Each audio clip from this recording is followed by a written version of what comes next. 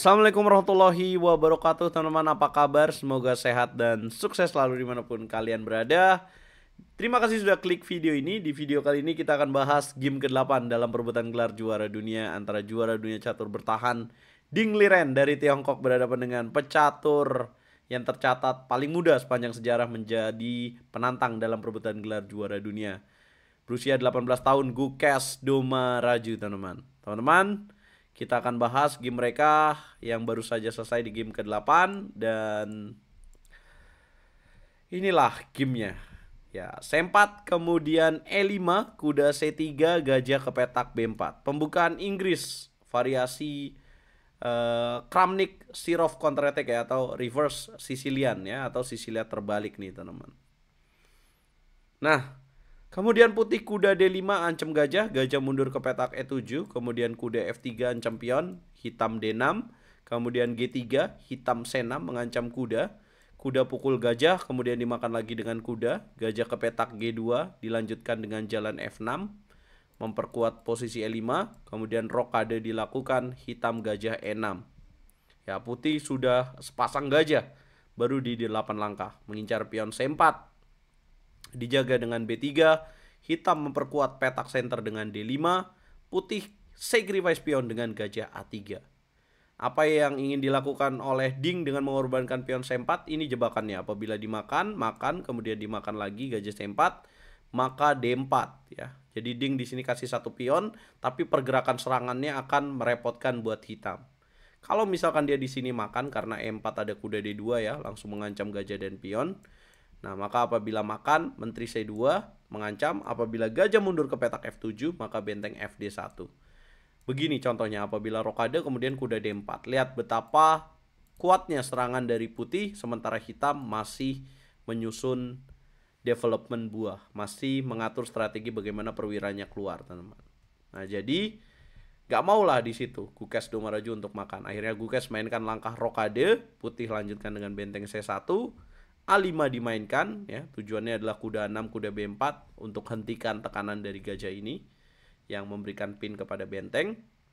Nah, langkah menarik berikutnya ke-12 kuda E1. Hitam benteng E8. Kemudian bongkar dengan F4. Kemudian gebuk pion F4, gebuk lagi pakai benteng.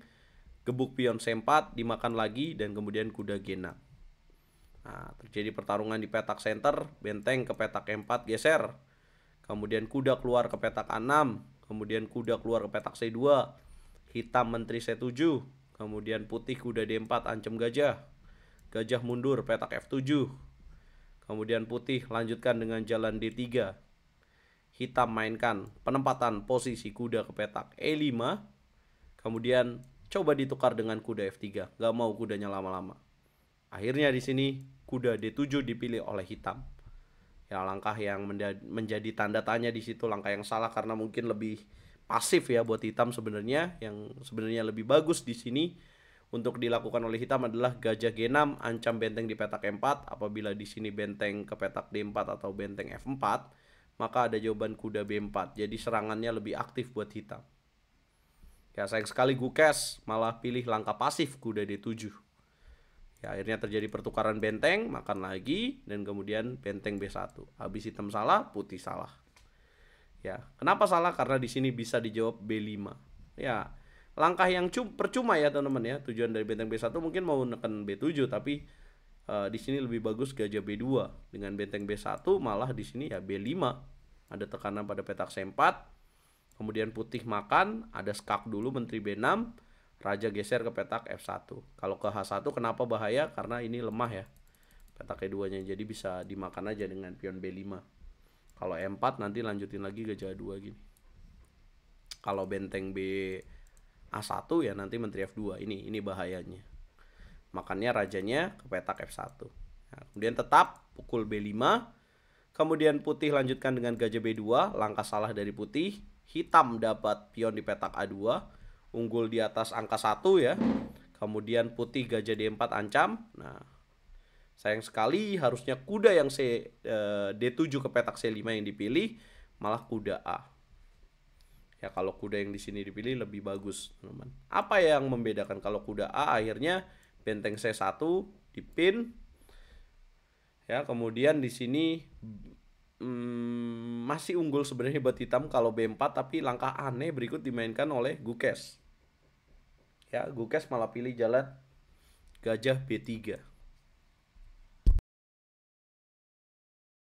Saya kurang ngerti di sini kenapa Gukes pilih gajah B3 ya. Apakah dia pengen bikin kudanya nanti ke petak B3 atau apa gitu. Karena gajah B3 ya udah malah ngebantuin putih. Akhirnya game dilanjutkan dengan menteri E1. Dan kemudian gajah mundur ke E6. Nah, ini menarik nih. Yang tadinya putih unggul ya di atas angka 1 akhirnya berbalik. Malah hitam yang unggul di atas angka 1 malah balik putih yang unggul, teman-teman. F2, benteng C8, gajah E3 dan ding di sini dua langkahnya tepat. Kemudian benteng C7 ya, ini ada ancaman pin ya dari benteng, jadi benteng harus naik. Ya, juga ada pin dari gajah kepada menteri. Jadi bingung, menteri mundur, kudanya kena. Nah, makanya di sini jalannya benteng C7. Kemudian di sini putih, kuda D4. Langkah bagus ya, saya nggak ngerti kenapa tanda tanya. Ya, karena kalau dibandingin langkah lain nggak ada lagi yang bagus. Kuda D4. Ini nggak bisa kombinasi kuda D3 ya, karena bentengnya terjaga oleh gajah. Jadi percuma. Dan kemudian langkah gajah F7, coba temukan langkah terbaik putih di sini, teman-teman, untuk bisa unggul. Langkah apa yang tepat buat putih? Yes, kuda ke petak C6. Kalau dihitung mungkin rugi kalau dihitung sekilas, tapi karena putih dapetin petak C5 lagi. Jadi dimakan, makan dan kemudian dapat C5. Udah unggul nih di atas angka 1 putih. Kemudian hitam mainkan langkah H6 di sini. Kemudian putih tepat lagi raja E1, kemudian hitam B4. Nah, saya pikir raja E1 buat raja D2. Malah dingliran di sini pilih menteri D4. Nah, akhirnya membuat hitam bisa memperbaiki posisi dengan kuda E5, raja D2 dan kemudian menteri G2. Kemudian menteri F2 balik, menteri D5, menteri D4 balik lagi. Dan kemudian balik lagi menteri F2, menteri D5. Kemudian ketika menteri D4, nah di sini keberanian Gukes ya, nolak remis dengan menteri A2. Padahal ini unggul putih. Benteng C2, menteri E6. Ya. Ada tambahan waktu, masuk ke langkah ke-43. Skak, raja ke petak H7, dimakan. B3 dorong, benteng C1, menteri D5. Kemudian menteri B4, menteri G2. Nah, ada pilihan gajah D6, tapi di sini ding lebih memilih menteri E4. Ya udah. Apa jawaban hitam, guys? Makan, dorong B2, benteng B1, gajah 2. Kemudian makan, kuda C4, raja C3, makan dan akhirnya remis. Ya, cuman pada saat kuda B2 aja udah sepakat untuk remis. Mind blowing, lagi-lagi ada partai unggul sebenarnya, teman-teman. Kalau kita mau bahas ya, ada partai unggul di sini pada saat gajah A2, gajah D4 di sini harusnya kuda D ke petak C5. Bedanya apa kalau misalkan benteng C1, maka di sini bisa gajahnya ke petak D5. Perbedaannya mungkin gajahnya bisa dijaga ya dengan gajah E6 gitu. Bentengnya bisa dijaga dengan gajah E6 atau di sini nggak perlu gajah B3 lah karena kan dimakan juga kalah. Nah, sini gajah D5. Kemudian apabila let's say kuda ke petak H4, benteng D8. Gini. Nah, tadi pilihannya kuda ke petak C5, kemudian benteng C1. Akhirnya malah di sini jalannya gajah B3. Ada nggak sih langkah yang lain? B4 harusnya. Menteri C2 ancam gajah, dorong lagi B3. Kalau dimakan rugi ya, promosi pion, menteri ke petak C4 mungkin, raja H8 dan kemudian gajah B2, A4. Ini lebih seru ya buat hitam. Nah, begitu juga dari partai coding ya. Kenapa tadi pada saat rajanya udah ke petak E1, yang bingung adalah ketika di sini raja ke petak E1 lawannya B4, dia nggak ngelanjutin raja D2. Harusnya dia raja D2. Ya, buat apa kalau misalkan dia di sini B3, kita gajah A3. Kalau misalkan menteri A4, kita di sini gajah B2, kemudian apabila menteri A2, kita bisa menteri D4. Ya, atau di sini menteri ke petak B4, kita bisa raja D1. A4, kemudian kita bisa benteng C8 skak, raja ke sini bisa menteri F5.